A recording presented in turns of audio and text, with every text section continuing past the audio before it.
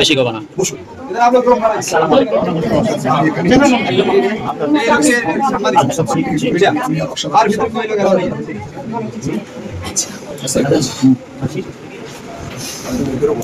দাদা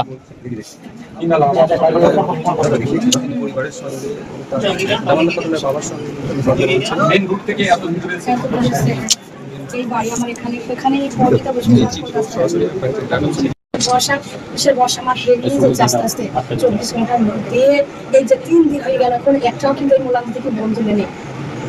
এত আসলা এগুলো তা ধরা হয় না এখন। গাওয়ার পুরা মাথার জন্য এখানে জন্ম আছে।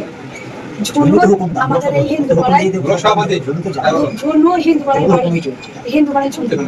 যেখানে সে বলে, সে আগে থেকে বলেছে, পুলিশেও জানে যে যখনই যেতে যাবে তখন সে পেনটা শুয়ে দেবা বলেছে।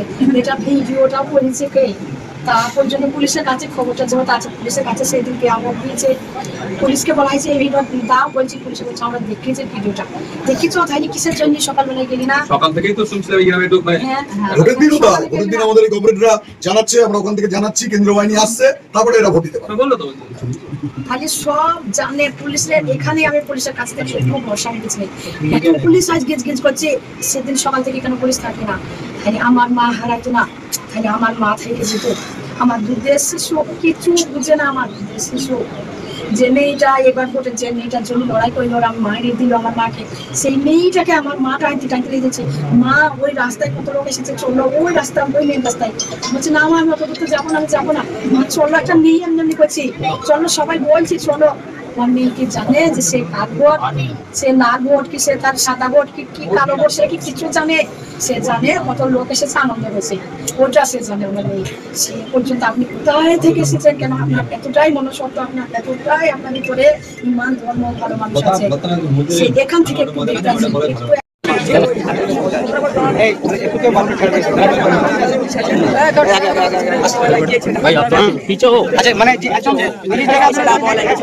অনুরোধ করছি আপনাদের কাছে